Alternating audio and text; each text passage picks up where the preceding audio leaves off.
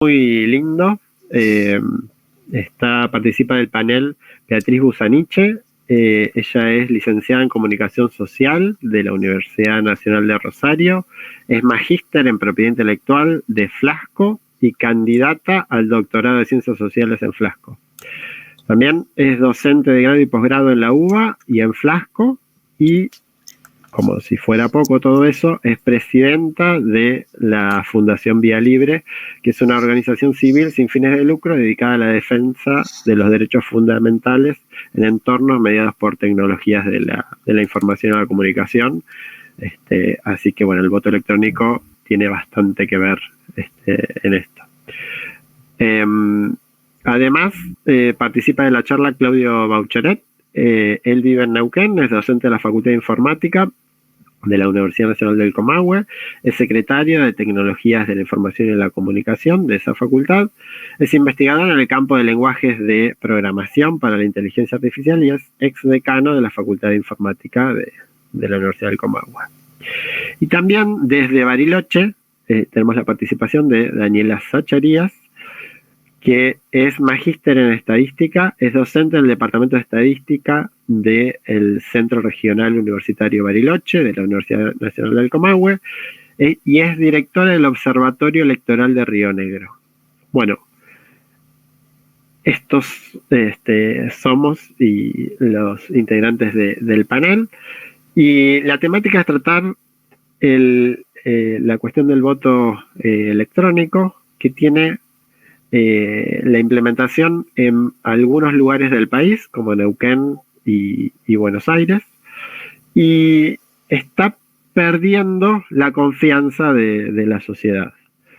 Y a la par, en otros lugares, se está empezando a utilizar el sistema de boleta única papel, y que está ganando la confianza de la sociedad.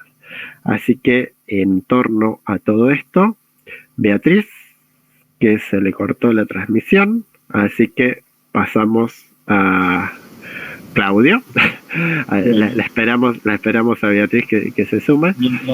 Mientras Beatriz se pueda comunicar y porque ella es la encargada de dar la introducción al tema. Bueno, ahí ya está. Beatriz, ya te estaba reemplazando. No, entré al teléfono, se me fue, en el momento que empezaron la presentación se me fue de viaje la compu, perdónenme, y así que estoy en el teléfono ahora, discúlpenme ahí, espero que se vea bien. Se ve perfecto, Beatriz. Bueno. Y bueno, ya hice una breve introducción, así que Beatriz, somos todo oídos. Bueno, primero muchas gracias, un placer participar una vez más del FLISOL. Una fiesta que ya hace 17, 18 años, no sé exactamente cuánto, pero sí estamos rumbo a los 20 años de FLISOL. Siempre es una celebración para quienes venimos de la militancia del software libre, un placer. Y el tema del voto electrónico ha sido siempre un tema que hemos tratado en FLISOL. También agradecemos a la comunidad de software libre haber hecho propio este tema, que a veces no es un tema propio de la comunidad o del tópico del software libre. Pero siempre la comunidad de software libre se ha hecho un espacio para dialogar sobre la importancia que tiene el sistema electoral, el método de votación para proteger el sistema democrático. Como toda comunidad que defiende derechos fundamentales, como es la comunidad de software libre, defender los derechos electorales en entornos mediados por tecnologías también es importante, así que agradecemos por el espacio para hablar de este tema, que Vía Libre sí hizo propio desde el año 2013. Me pidieron que haga un comentario un poco histórico sobre la situación en el mundo, la situación en Argentina, en relación al voto electrónico, y un poco ese panorama nos lleva también a... Disculpame, Beatriz. Sí. Claudio, ¿podés mutear el micrófono, por favor? Ahí estamos, dale. Eso nos lleva también a recorrer la historia de por qué Fundación Vía Libre, organización que presido, que dirijo y que represento en esta sesión, se involucra en este tema. Bueno, la primera vez que se usó voto electrónico en Argentina fue en el año 2003, hace 18 años ya, en Ushuaia. Justo estamos en el FLISOL Patagonia. Bueno, en Ushuaia fue la primera experiencia de uso de voto electrónico Y en aquel momento, colegas, amigos de la comunidad de software libre de Ushuaia nos contactaron porque veían con gran preocupación la incorporación de tecnologías de voto electrónico en las elecciones municipales. Y eso había sido una gentileza de la firma Indra, que ofrecía gratuitamente al municipio la utilización de sus sistemas de votación como prueba piloto para después sí vender las tecnologías. A partir de ahí, nosotros en Vía Libre nos involucramos en el tema. Primero nos planteamos por qué involucrarnos, y en ese por qué involucrarnos revisamos la situación a nivel global. Y la situación a nivel global, a principios de los 2000, era dispar, pero parecía casi inexorable un trayecto hacia la convalidación de sistemas de voto electrónico en todo el mundo. En ese momento, países como Holanda, Bélgica, Alemania, Estados Unidos, India, Brasil, para pensarlo más a nivel regional, ya tenían procesos de adopción de voto electrónico en elecciones de distinto nivel, en algunos lugares elecciones estaduales, en otros lugares elecciones nacionales. Brasil, que es el ejemplo más cercano que tenemos, que todavía lo usa, había iniciado a partir de los últimos años de la década del 90, creo que fue en el 98, un proceso de adopción masiva de sistemas de voto electrónico en línea con esta tendencia de supuestamente el voto electrónico es algo que va a llegar y a lo cual uno no puede oponerse, esta idea esta inexorabilidad con la que muchas veces se presenta la tecnología, esta idea de, bueno, no podés oponerte a un avance tecnológico. Bueno, nosotros en ese momento decidimos oponernos, y decidimos oponernos desde un punto de vista diferente del de muchos otros que también se oponían, que decían, bueno, hagamos control de daños. Había todavía en esa discusión esa idea de decir, bueno, si se hace, como inexorablemente se va a hacer, hagámoslo con software libre, con tecnologías abiertas, con tecnologías que podamos auditar.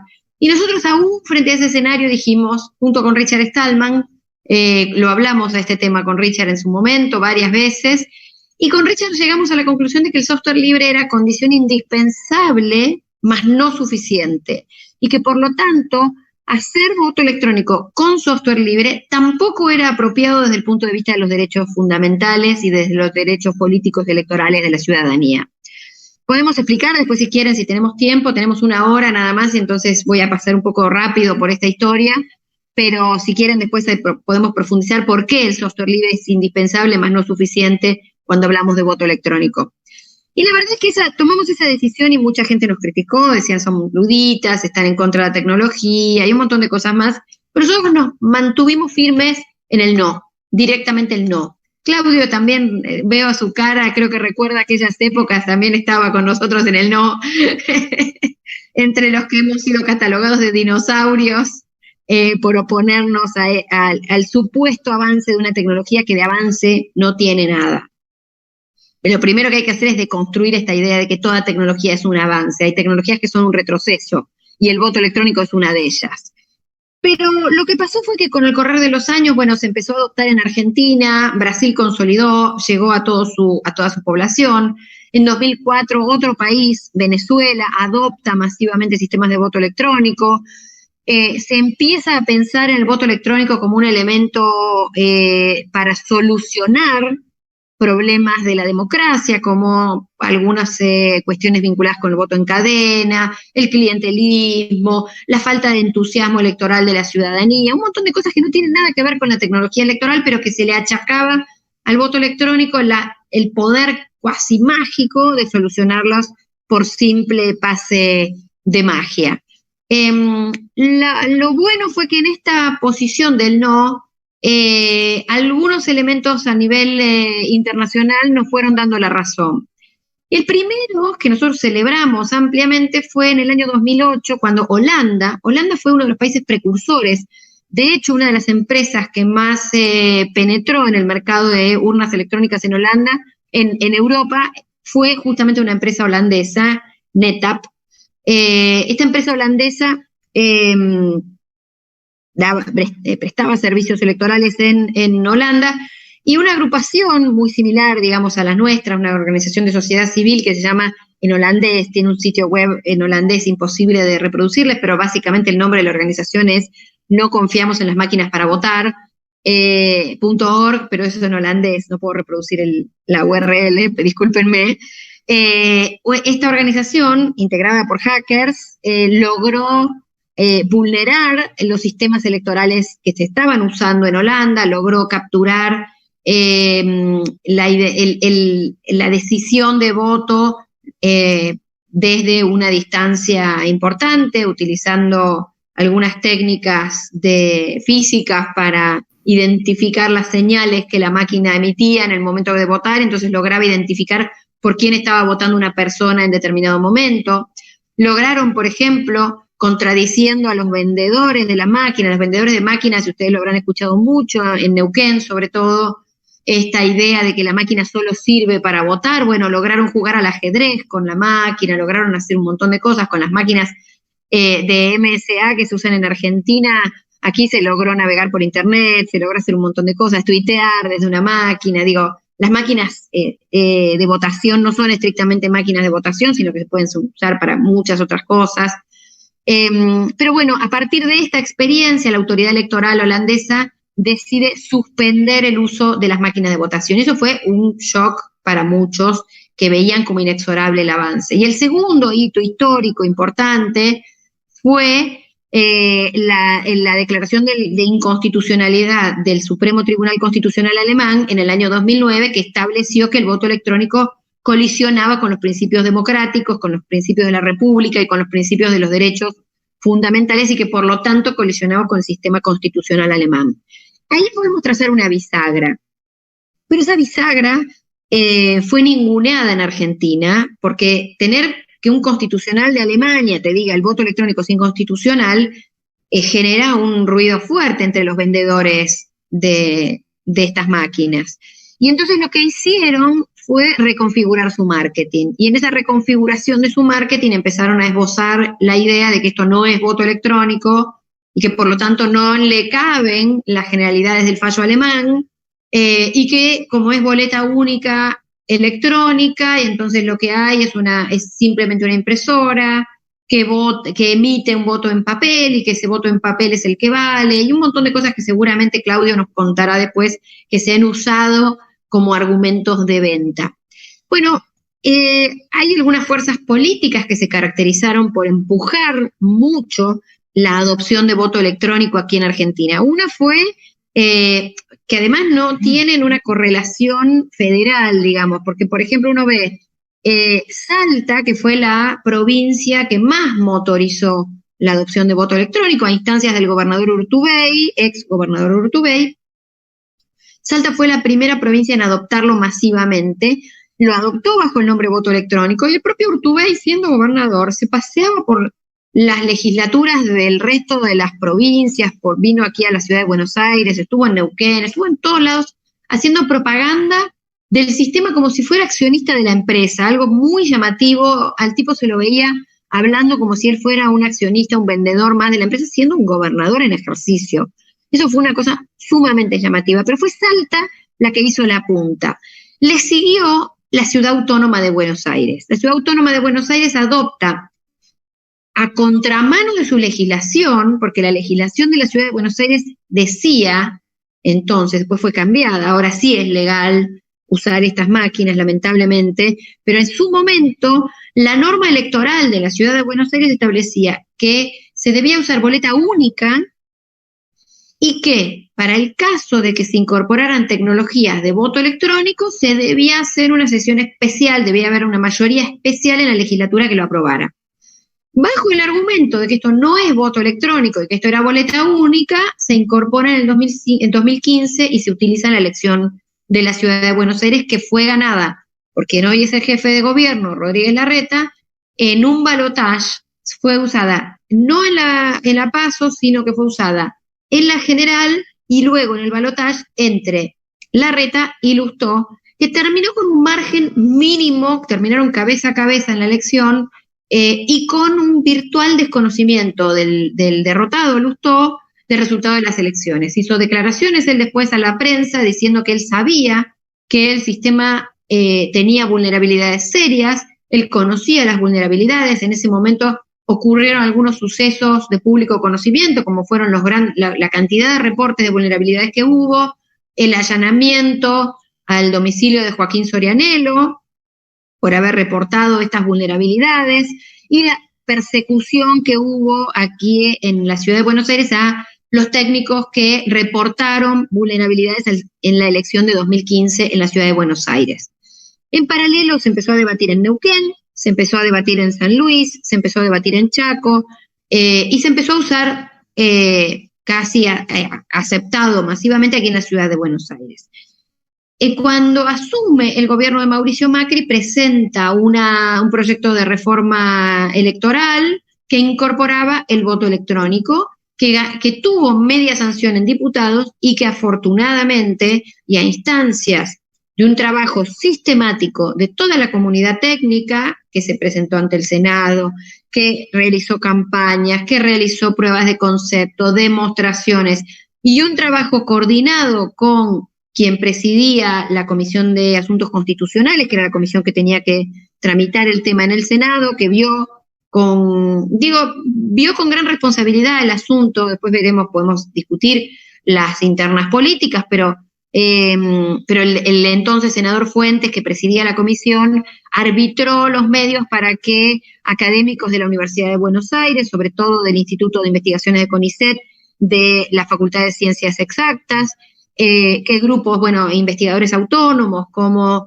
Alfredo Ortega, Javier Esmaldone, Iván Barrera Oro, se presentaran e hicieran pruebas de concepto frente a los senadores, demostrando públicamente las vulnerabilidades y los niveles de flaqueza que tenía este sistema y cómo no se podía poner la democracia, el sistema electoral. La democracia no es solo el sistema electoral, pero sin un sistema electoral sólido, los fundamentos de la democracia se socavan, y eso es muy peligroso institucionalmente. Por eso nosotros peleamos tan enfáticamente contra el voto electrónico. Afortunadamente logramos frenar, logramos porque es uno de los grandes orgullos que tenemos en la Fundación Vía Libre. Es un trabajo que no hubiera sido posible si no hubiera habido gente como Claudio, como Javier, como mucha gente de todo el país, que desde Salta, Mendoza, Tierra del Fuego, Neuquén, aquí la ciudad de Buenos Aires, Córdoba, Rosario. Hubo mucha gente, hubo un informe de CONICET muy importante, muy sólido académicamente, diciendo que no están dadas las condiciones para implementar sistemas de voto electrónico, considerando que la boleta única electrónica es una forma de voto electrónico, que no están dadas en términos de democracia las capacidades para implementar este tipo de cuestiones. Lamentablemente algunos distritos lo mantienen. Nosotros veíamos como que esta discusión ya está cerrada virtualmente, pero sin embargo en la región todavía hay. Las próximas elecciones municipales de Paraguay se van a hacer con las mismas máquinas que se van a usar en Neuquén.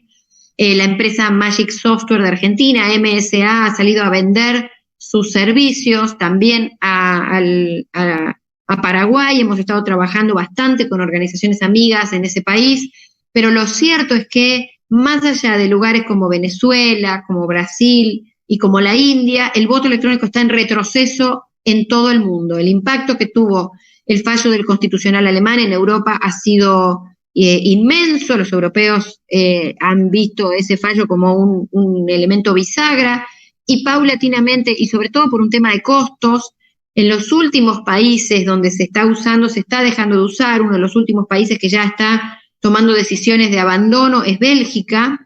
Las elecciones en Estados Unidos se hicieron parcialmente con voto electrónico por distintos condados, pero también está en retroceso. En algunos distritos se está abandonando, se está invirtiendo en modificar el sistema electoral para que no se use más el voto electrónico. Así que esperamos que Neuquén se pliegue a esta ola de defensa de los derechos electorales de la ciudadanía y abandone prontamente el uso de tecnologías que son inseguras, inapropiadas indignas del sistema democrático. Así que dejo acá porque tenemos solo una hora y no quiero restarle tiempo a mis colegas de panel. Si me caigo es porque voy a tratar de intentar de volver a conectarme con la computadora que se me murió. Tengo un viejo Pentium corriendo aquí, software libre, que está pidiendo pista para tomar vacaciones, así que bueno, agradezco a Flisol Patagonia la invitación y quedo a disposición para preguntas. Gracias, Beatriz. Bueno, y en todo esto, en Neuquén se han utilizado ya a nivel provincial, hace un par de elecciones, a nivel municipal hace varias elecciones y a nivel provincial tuvimos la experiencia de una elección. Así que bueno, Claudio, vos has participado de alguna manera como observador de ese proceso, así que estaría bueno que nos cuentes. Como observador informático, es verdad. Yo también siento orgullo de que la gran mayoría de la comunidad informática realmente se opone al voto electrónico. Y eso, como contaba Beatriz, los departamentos de ciencia de la computación y los investigadores de CONICET hicieron mucha docencia y se encargaron de contar a todo el mundo los problemas que trae al secreto del voto, a la transparencia, a la imposibilidad de auditar el voto, el procedimiento de elecciones, si se usan dispositivos electrónicos. Y también nos han atacado, decir, justamente los informáticos están en contra de que se use la computadora. Y sí, estamos con mucha alarma en ese sentido. Y a pesar de todo de toda la difusión, la explicación y el trabajo que ha hecho la Fundación Vía Libre y demás, en Neuquén la legislatura, como dice Pablo, aprobó y se votó de esa manera. Así que nos tocó observarlo y vimos ya resignados tratar de ver cómo se desarrollaban las elecciones. Y lo que pudimos observar fue justamente la dificultad que tiene el Poder Judicial, que tiene que demostrar, garantizar de que nadie tenga duda de que se está haciendo todo de forma transparente, la imposibilidad que tiene en el momento de que aparecen las computadoras. Porque lo primero que hicieron fue una audiencia pública donde dejaba que las personas probaran el sistema. Y lo tenían que hacer porque un momento después grababan, y eso sí, por medio de un procedimiento, aseguraban que el mismo software se iba a usar en todas las máquinas de elección. Pero yo dije ahí, acá está funcionando de una manera, pero puede ser que el día de las elecciones funcione de otra, porque es software. Y sabe en qué día vive. O sea, puede preguntar al reloj de la computadora y saber, y funcionar diferente el día de la elección. Entonces, que yo lo pruebe acá no me da ninguna garantía. Y así fue. O sea, la empresa no mostró nunca el código, que si lo hubiera mostrado tampoco nos iba a permitir auditar el código en tan poco tiempo, es imposible, pero tampoco lo hicieron. Y bueno, resulta que pasó, yo creo que el episodio que quiero contar, que está refiriendo Pablo, es que un votante quiso elegir lista completa de una lista y le salía otra. Lo volvió a intentar y salía otra de las listas en forma aleatoria. Exactamente le pasó lo mismo del episodio de Los Simpsons, que muestra que quiere votar por tal senador y sale siempre el otro y terminan llevándolo preso. Bueno, exactamente igual. Y esta persona no se amilanó, porque cualquier persona dice, estoy equivocado yo, o estoy haciéndolo funcionar mal yo. Y sin embargo, se plantó y se lo mostró. El secreto del voto, obviamente, dejado de lado completamente, no importa. Pero él lo que mostró, que realmente lo que estaba pasando. Las autoridades de mesa fueron y efectivamente aprobaban hacer exactamente lo mismo y salía aleatoriamente otra votación, otro candidato. Entonces presentaron la máquina, la cambiaron y continuaron la votación con otra máquina nueva, y esa la dejaron de forma presentada para evaluar después el Poder Judicial en el momento. Pero fíjense, si pensamos mal, en algún momento, si nos permitimos pensar mal, puede ser que el software sea maligno y funcione aleatoriamente de una manera.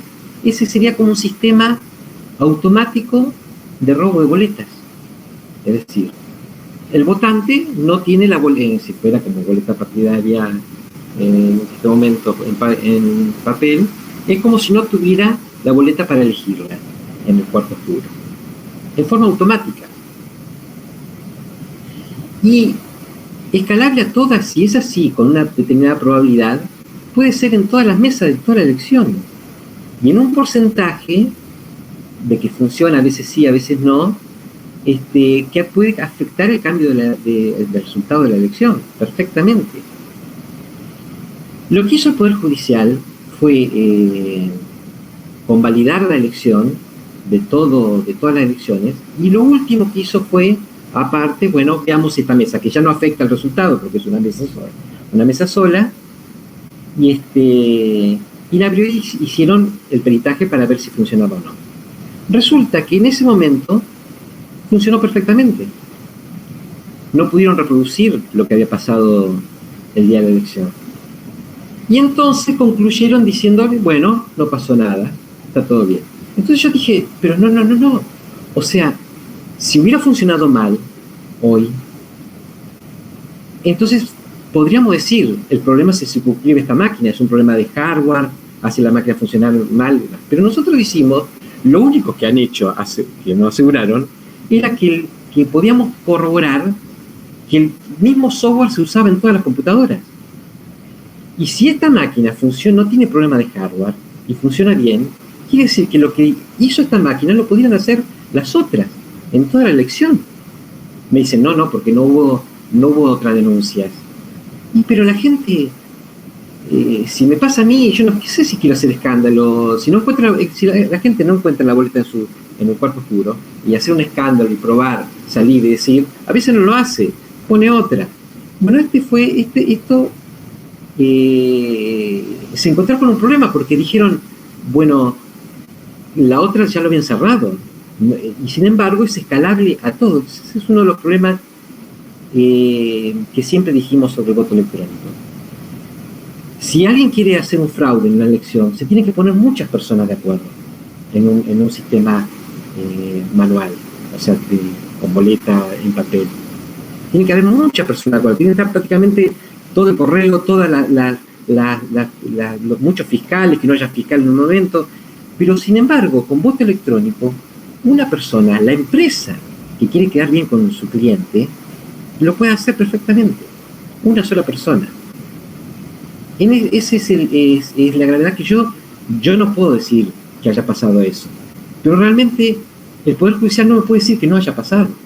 No puede darme garantías de que no fue el caso. Y así quedó. Y va a haber elecciones otra vez si no se hace nada, porque es ley utilizar estos dispositivos en la próxima elección. Bueno, esperemos que realmente con estas charlas que hacen, que son fantásticas, tengamos poder llamar la atención y dar conciencia sobre esto. Porque, como dice Beatriz, es la base de la democracia, la base de la justificación de que nuestros gobernantes estén en el puesto donde están gobernando, es que tengamos confianza en el método de elección. Y si no se puede garantizar esa confianza, es un problema. Bien, yo creo que así lo pude resumir bastante bien. Buenísimo, Claudio. Participamos juntos del momento en que se hizo el peritaje de esa mesa y bueno, lo que nos pasó es que ni los informáticos del Poder Judicial, les preguntábamos, bueno, ¿y ustedes saben algo acerca de este sistema? Y no, o sea, acá vino la empresa y instaló los servidores y trajo las máquinas. O sea, el Poder Judicial y todos somos observadores de cómo es todo ese proceso, y los únicos que pueden gobernar cómo se gestiona internamente el proceso de la elección es la empresa que desarrolla ese sistema. Entonces, bueno, no es conveniente. estaba invitada una estudiante avanzada de la Universidad del Comahue, está haciendo su tesis en estos temas, pero bueno, tuvo un conflicto de logística, y bueno, ella dentro de su trabajo de tesis, de la cual formo parte, digamos, como codirector, hicimos una encuesta en esta elección donde pasó el hecho que contó Claudio. Y una de las cosas que preguntamos, si a todas las personas, estábamos a 100 metros de la escuela, bueno, cumplimos todos los requisitos, si tenían confianza o no en el sistema. Y más de la mitad de las personas nos dijeron que no tenían confianza en el sistema. Entonces, bueno, para mí eso es un hecho muy importante, digamos, porque si la sociedad pierde confianza, todo el sistema se cae, digamos, como dominó. Así que me parece que es importante oír ese dato.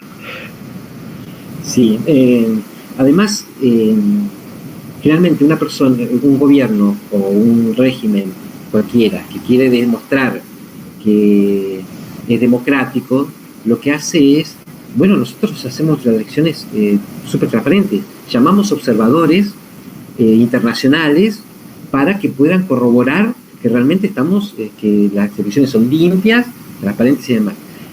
Y lo que ocurre acá es que llaman a los observadores, Daniela va a poder contar experiencias respecto a eso, y el observador llega ahí, como nosotros, como nos pasó Pablo, donde no podemos ya observar más, o sea, no podemos saber qué es lo que pasa, porque hay un velo negro.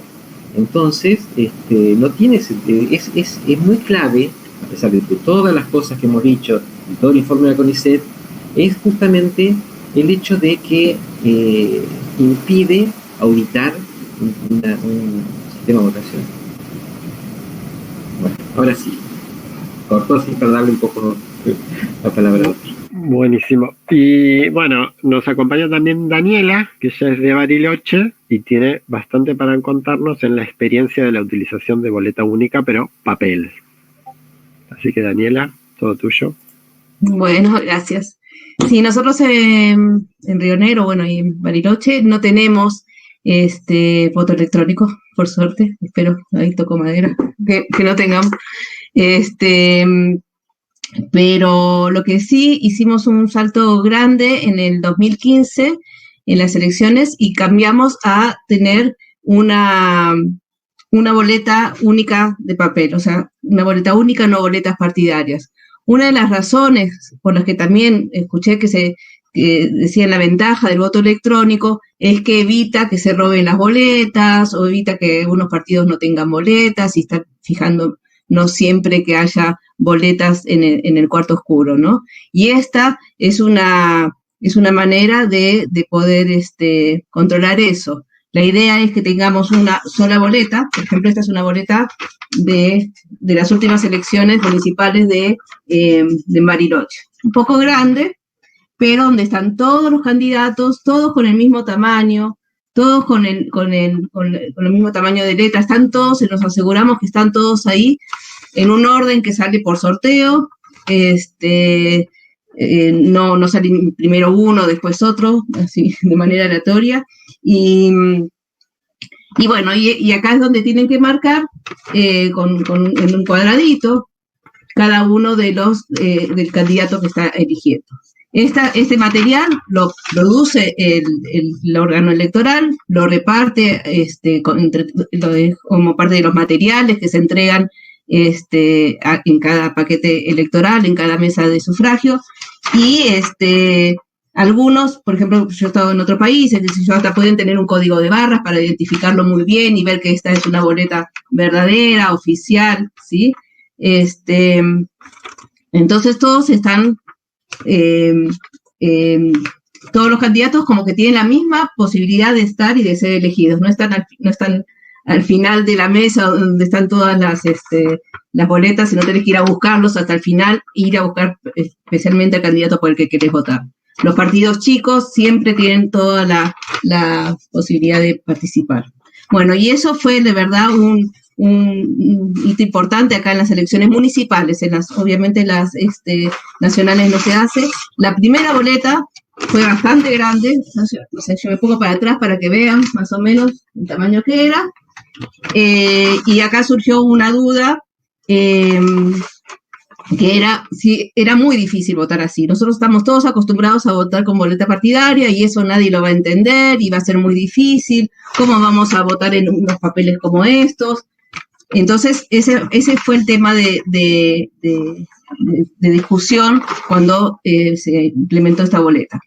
Y nosotros tenemos, como contaba Pablo, también justo en el 2015, al mismo tiempo, creamos el Observatorio Electoral, acá desde como un proyecto de voluntariado universitario en la universidad, en el CRUB, que es el Centro Regional de Bariloche.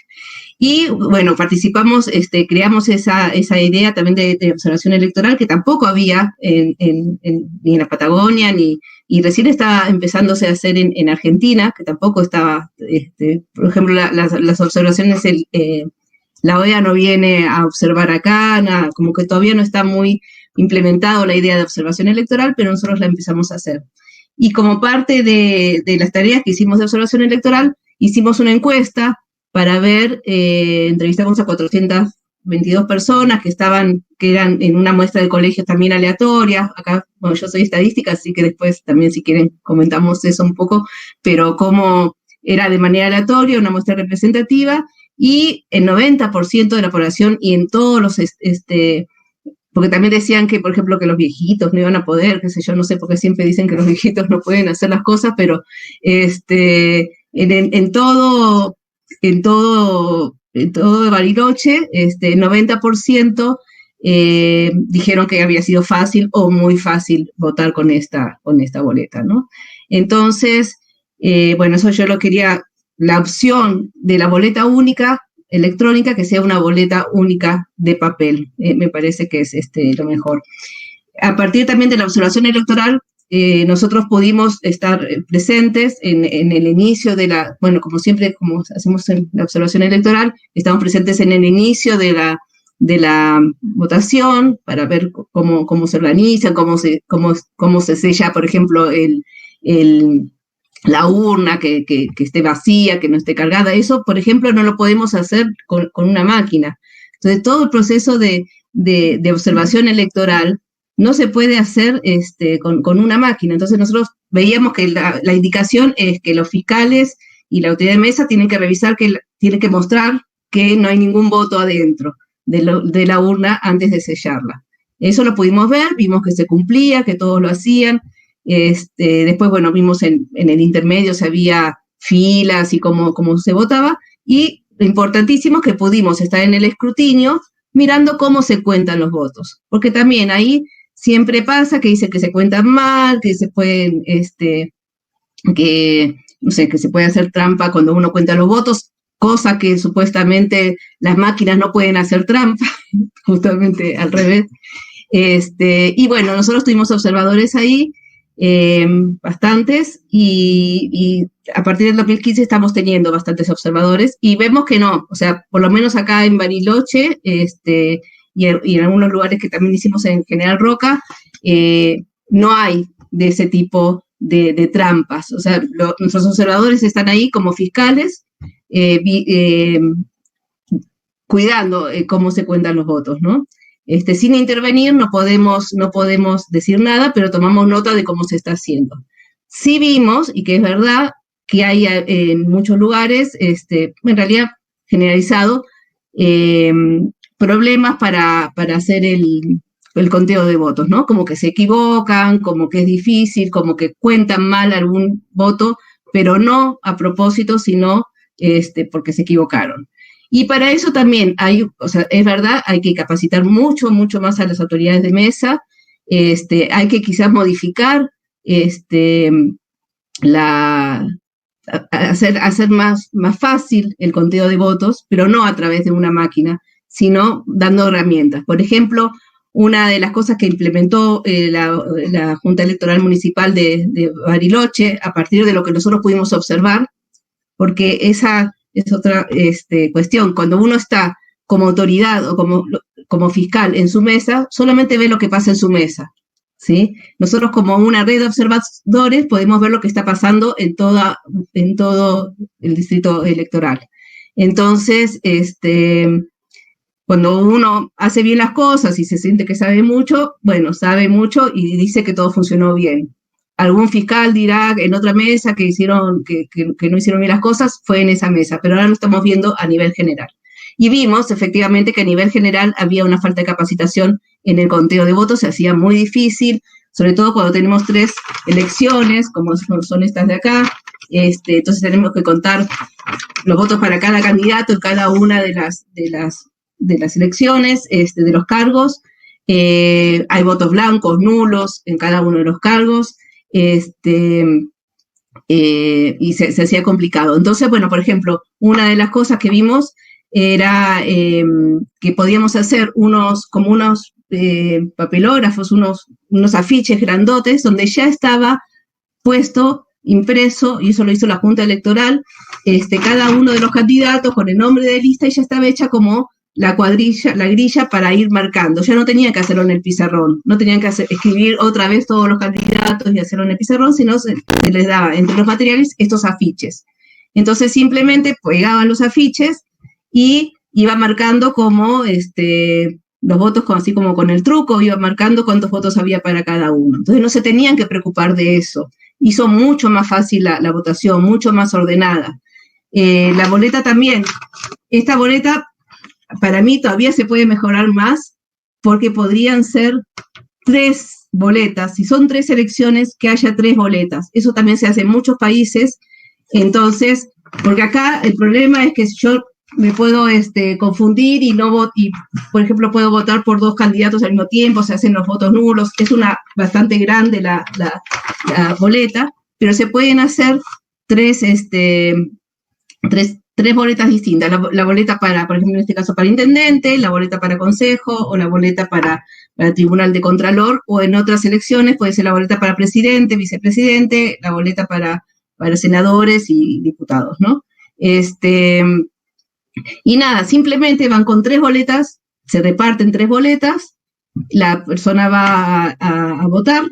También, acá, no necesariamente necesitas toda un aula cerrada, el cuarto oscuro, y corroborar que, no sé, que no haya ninguna ventana, ni ninguna marca que diga votar por tal persona, sino que puede ser simplemente un box, una cortinita, una cosa hecha de cartón, donde simplemente no te dejen ver por quién estás votando, ¿sí?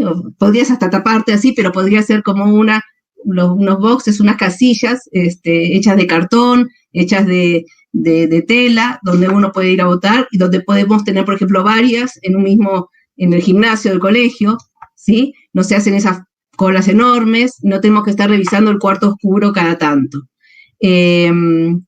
Bueno, ya me olvidé qué iba a decir. Bueno, entonces le pueden dar las 3 boletas, y cuando salen de ese box, o sea, cuando se retiran, meter cada una de las boletas en cada urna. Y son 3 elecciones separadas.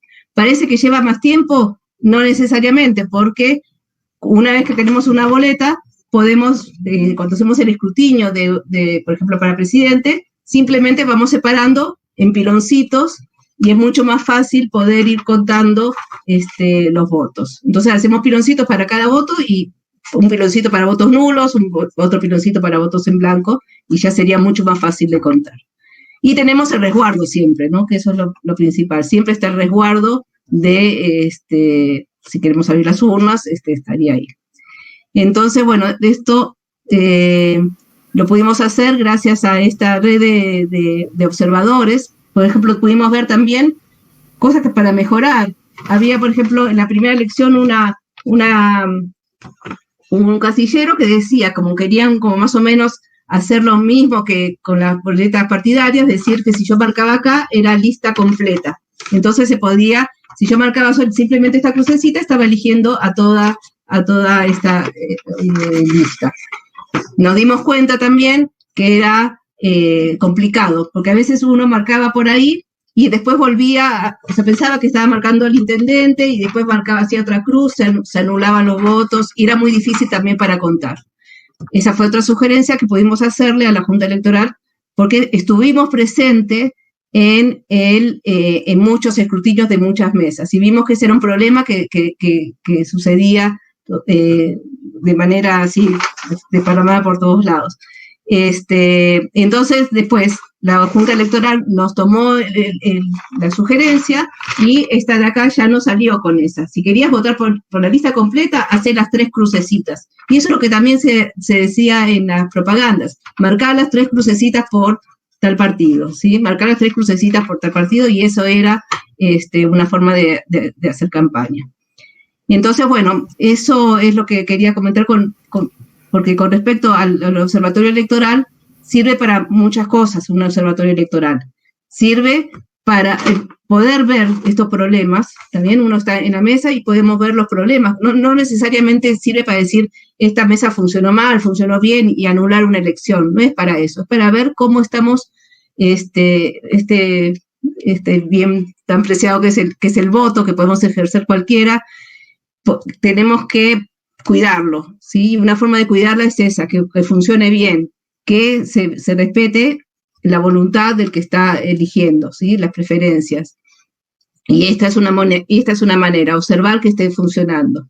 Entonces nosotros trabajamos con voluntarios, que son, simplemente ciudadanos y ciudadanas que quieren participar, y acá también no tienen que ser un perito informático para participar, ni tener un doctorado en algo. Cualquiera, basta que sepa leer, contar, podría participar, ¿sí? Entonces cualquiera puede participar y todos podemos participar, tenemos ese derecho para velar por un derecho que es nuestro.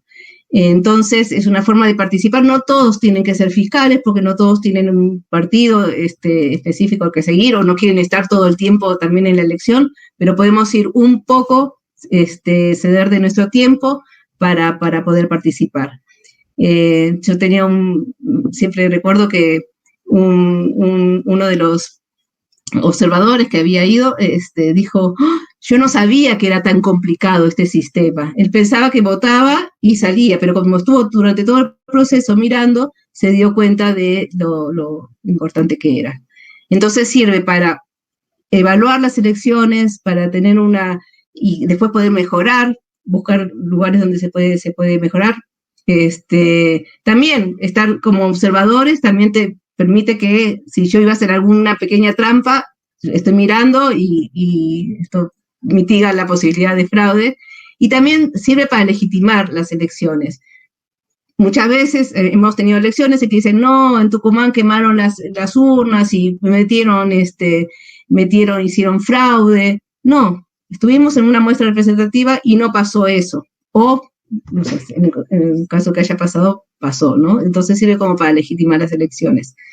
Y bueno, quería darles también ahí ya, nosotros empezamos en la primicia, porque empezamos en el CRUB, en Bariloche, haciendo este primer observatorio electoral, que fue el primero de toda la Patagonia, y bueno, y ahora vamos a tratar de extenderlo y hacer que sea, en vez de ser el observatorio de Río Negro, va a ser el observatorio de la universidad, de la UNCOMA, y bueno, estamos viendo eso para poder trabajar también con más provincias y más lugares. Así que, bueno, eso. Después cualquier cosa que me quieran preguntar.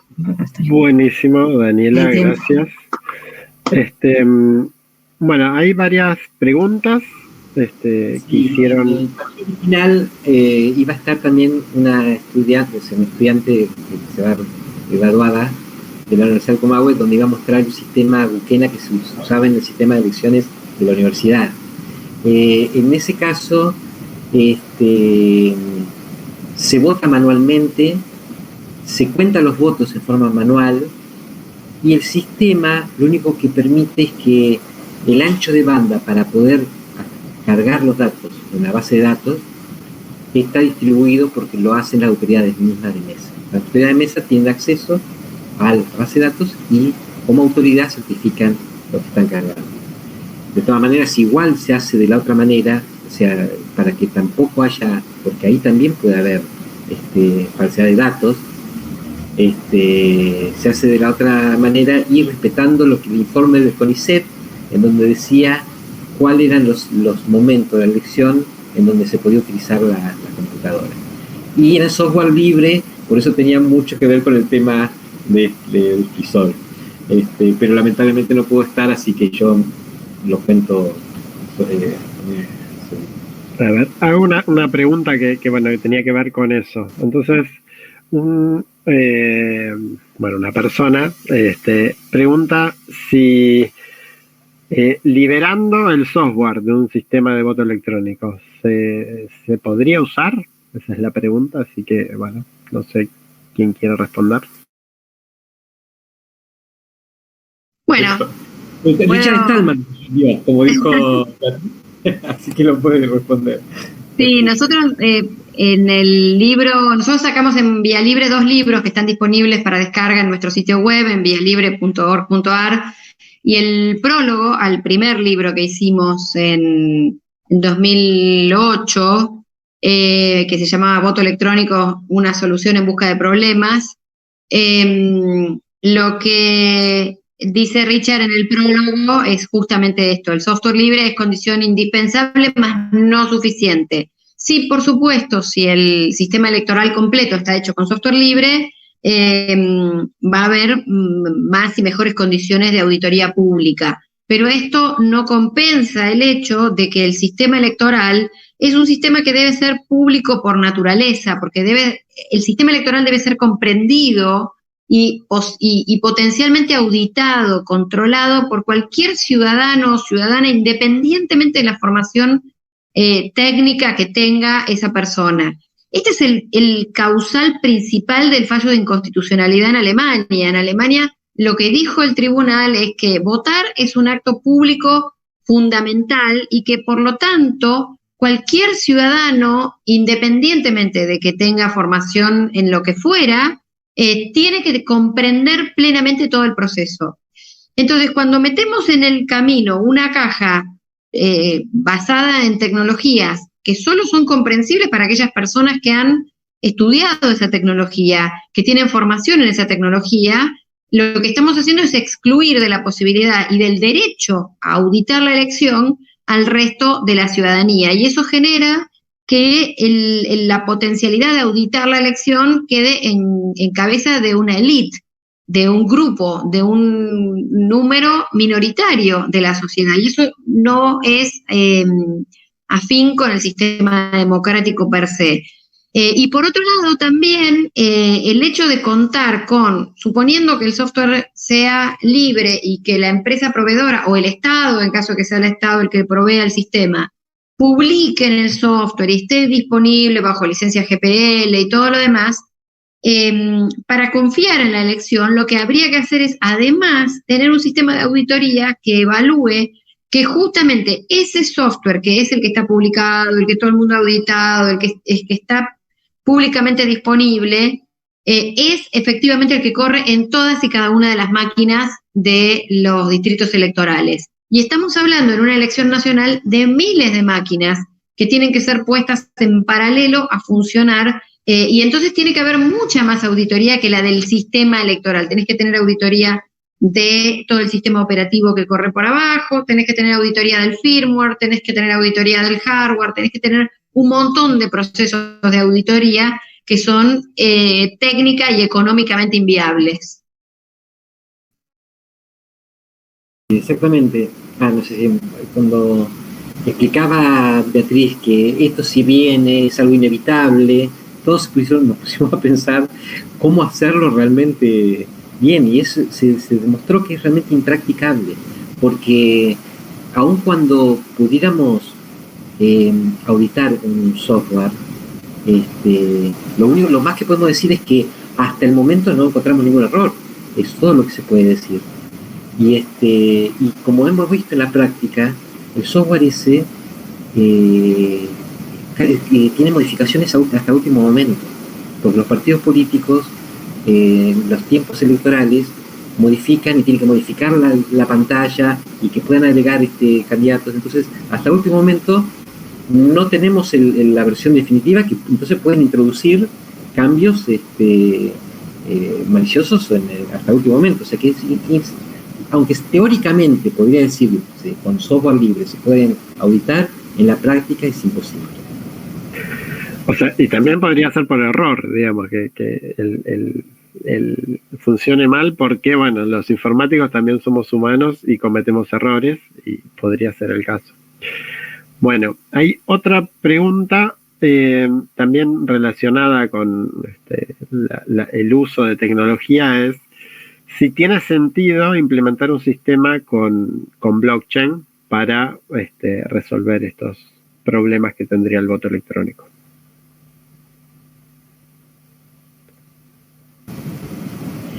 Eso es, hubo mucho tiempo donde estuvimos explicando, nos decían, pero ¿cómo no van a podemos votar con máquinas si podemos entrar en el cajero automático? Si yo puedo trabajar en el cajero automático y es mi dinero, y el banco me puede identificar a mí, ¿cómo yo no voy a poder votar? Y justamente las elecciones es un problema donde justamente entra en conflicto el hecho de identificarse uno mismo y que el voto sea secreto. Y no es confidencial que el banco sepa que es mi cuenta y que sepa que sea yo. Justamente no tiene que pasar eso. En un sistema de elección, el sistema de elección no tiene que saber que soy yo el que está votando, ni tiene que vincularlo con mi voto. Entonces, estas soluciones, como blockchain, son soluciones para otras cosas. Y justamente para la trazabilidad y no para el secreto. Yo también he pedido varios papers donde uno primero dice, bueno, pero podemos hacerlo de esta manera, utilizando tal tecnología, pero es ir contra resultados teóricos que ya hemos visto, matemáticos, donde muestra justamente la utilización de dispositivos en el sistema de elecciones.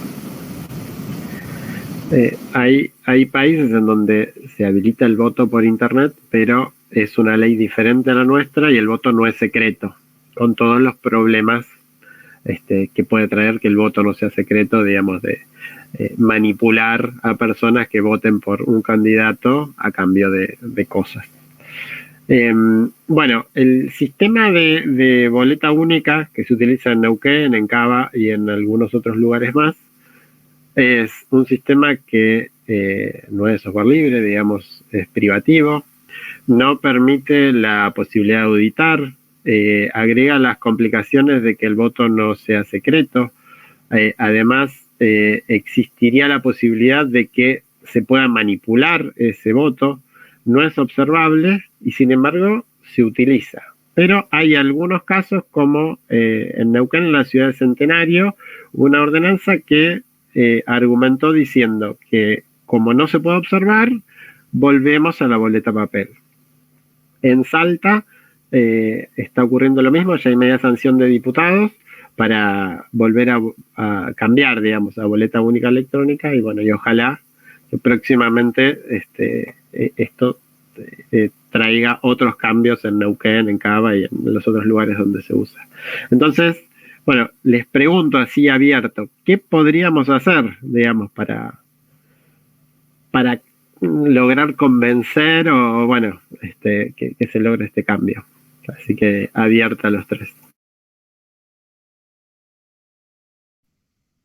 Bueno, yo no sé qué mucho más podemos hacer que lo que hemos venido haciendo en Vía Libre y con los y las colegas amigas y amigos que nos han acompañado en esta pelea, más que tratar de hacer entender a las personas que no toda tecnología es un avance en sí, que no existe tal cosa como la inexorabilidad y que los problemas políticos se resuelven con más y mejor política y no con tecnologías mágicas que llegan a supuestamente solucionar problemas que no tienen nada que ver. Para implementar una política, primero hay que diagnosticar bien un problema e identificar con claridad las potenciales soluciones. El voto electrónico no es ninguna solución, más bien es un gran creador de nuevos y diría bastante catastróficos problemas para el sistema democrático.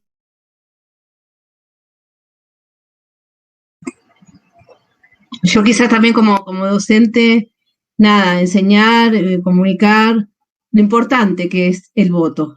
Lo que luchamos tanto por tener un voto, el sufragio, que muchos países no tienen, que no es tan fácil mantenerlo y que eso depende de cada uno de nosotros.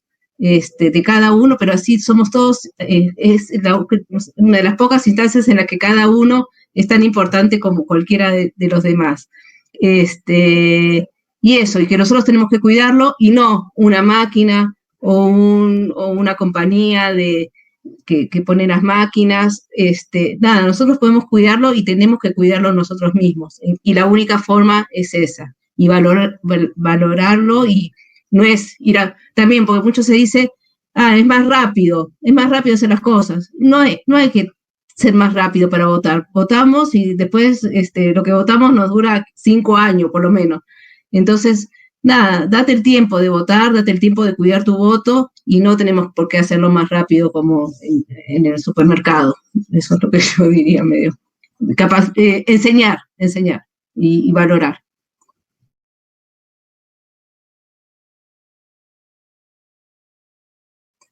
Lo que dijeron los demás al respecto.